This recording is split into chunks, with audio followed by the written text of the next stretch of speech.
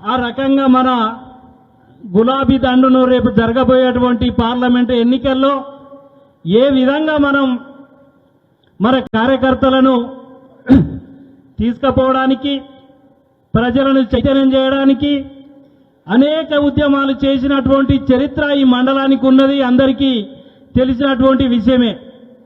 ఎందుకంటే సిరిసిల్ల పేరుగాంచినటువంటి ఉద్యమాల గడ్డ. ఆ సిరిసిల్లలో భాగంగా ఉన్నటువంటి వీర్నపల్లి మండలాన్ని మనం ఏర్పాటు చేసుకున్నటువంటి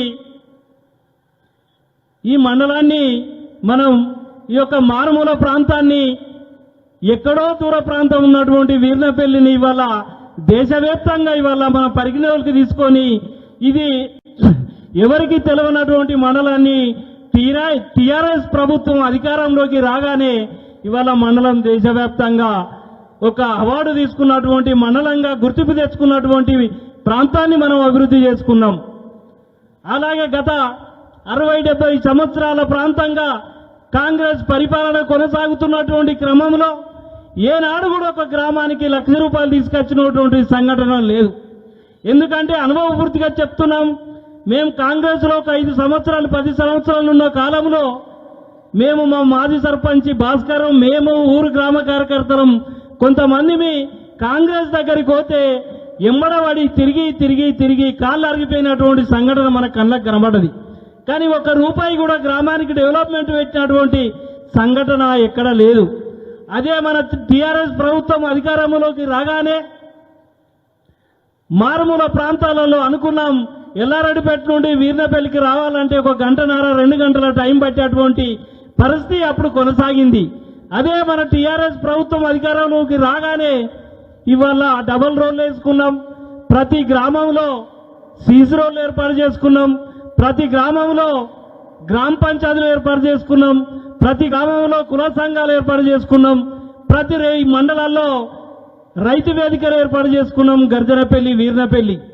దురదృష్టం ఏమిందంటే ఇవాళ ఆనాడు మనం చేసినటువంటి కార్యక్రమాలు, ప్రజా సంక్షేమ పథకాలను మనము సకాలంలోనే ఇనాగ్రేషన్ చేసుకోకపోవడం, మళ్ళీ మనం అధికారంలోకి అత్తం కదా మళ్ళీ చేసుకోవచ్చు అనే యొక్క ఆలోచనతోని వాటిని వదిలిపెట్టుకొని ఇవాళ మనం చేసినటువంటి ఘనత మనకు దక్కుతున్నది.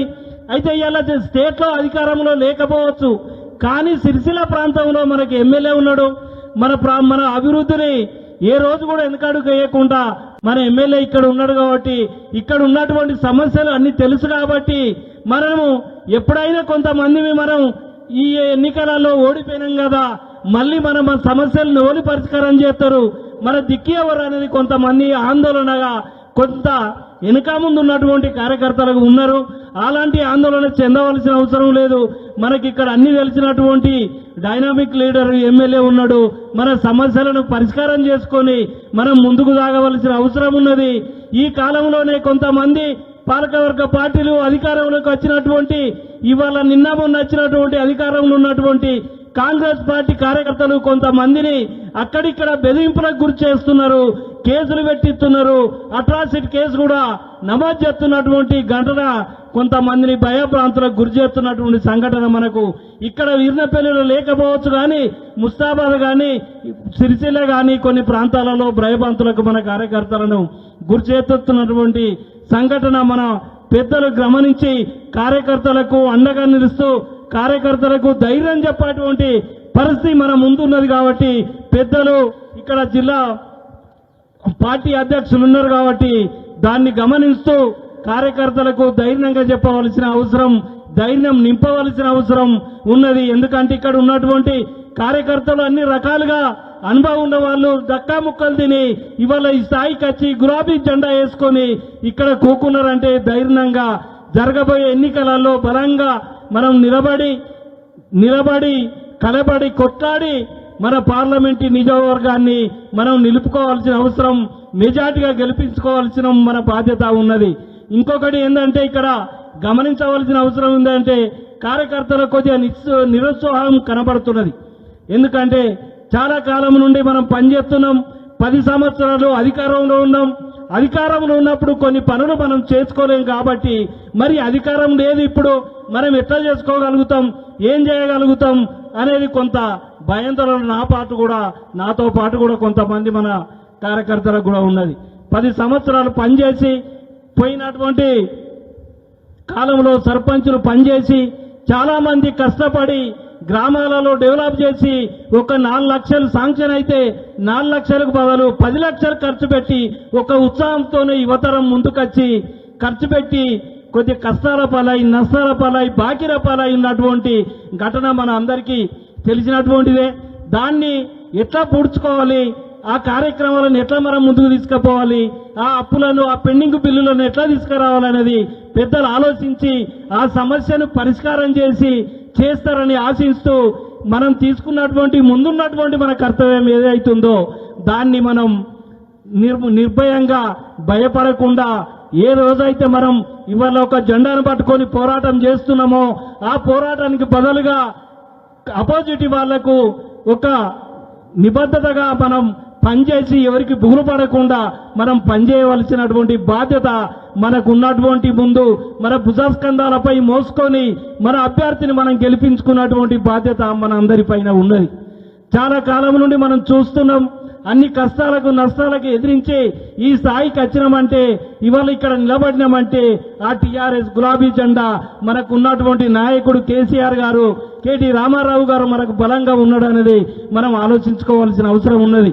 ఎందుకంటే చాలా మంది ఈ మధ్య కాలంలో మా పార్టీలోకి వస్తున్నారు, మా పార్టీలో ఉన్నారు, టీఆర్ఎస్ పార్టీ మొత్తం ఖాళీ అవుతున్నది, దుకాణం మూసుకోవాలని కొంతమంది చెప్తున్నారు. దాన్ని అలా ప్రమాదప్ప ఇక్కడి మండలం నుండి వీర్నపల్లి నుండి ఒక్క కార్యకర్త కూడా కాంగ్రెస్ పార్టీలో చేరాలని నాకు ఆ నమ్మకం ఉంది. నేను హామీ ఇస్తున్నా కాబట్టి చాలా మంది ప్రయత్నం చేశారు. మీ వాళ్ళు కొంతమంది చేరుతున్నారు, మీరెప్పుడు చేరుతారని చాలా మంది ఒక్కొక్కలను రకరకాలుగా భయాందోళనకు చేస్తున్నటువంటి పరిస్థితి కనబడుతున్నది. దానికి ఎవరు లొంగి వాళ్ళ ఆశలకు లొంగి వాళ్ళ పార్టీ పెట్టినటువంటి దానికి ఎవరు పోయి ఇక్కడ పోయేటువంటి కార్యకర్తలు ఎవరు లేరు అనేది కూడా నేను అనుకుంటున్నా. పోరు అనేది కూడా నేను బలంగా నమ్ముతున్నాను. దాన్ని ఖచ్చితంగా మనం ఈ ఐక్యతతోనే నిలబడి మనం ముందుండి మన అభ్యర్థిని గెలిపించుకోవాల్సిన బాధ్యత ఉన్నది. రెండోది, సమన్వయం అనేది కొంత లోపిస్తున్నది. జిల్లా నాయకుల నుండి మన ఎమ్మెల్యే గారి నుండి మండల నాయకుల నుండి ఆ సమన్వయం అనేది తప్పకుండా దాన్ని పాటిస్తూ ఆ కార్యకర్తలను కాపాడుకున్నటువంటి బాధ్యత మీ అందరిపైన ఉంది కాబట్టి మనందరిపైన ఉంది కాబట్టి దాన్ని ఏ ఆపద వచ్చినా కార్యకర్తకు గ్రామ లెవెల్లో ఎవరికి ఏ ఆపద వచ్చినా ఖచ్చితంగా మనం వాళ్ళ ఇంటుండి వాళ్ళకి ఆపదని తీర్చేటువంటి ప్రయత్నం మన దగ్గర ఉండాలి. కాబట్టి మనం వెనుక రేపు పోతే వాయ ఎల్లుండి పోతే వాయ అని ఒక అశ్రద్ధన వల్ల కార్యకర్తల లోపల ఒక మెదులుతున్నది. కాబట్టి ఆ ఆపత్తిని అనేది ఆ అపోహలు అనేటివి తొలగించుకొని ఉన్నటువంటి సమస్యలను మనం పరిష్కారం చేసుకోవాల్సిన అవసరం పెద్దలపైన ఉందనేది నేను మరొకసారి విజ్ఞప్తి చేస్తూ ఈ అవకాశం ఇచ్చినటువంటి మీ అందరికీ మరొకసారి అభినందనలు తెలుపుతూ సెలవు తీసుకున్నాను. జై తెలంగాణ.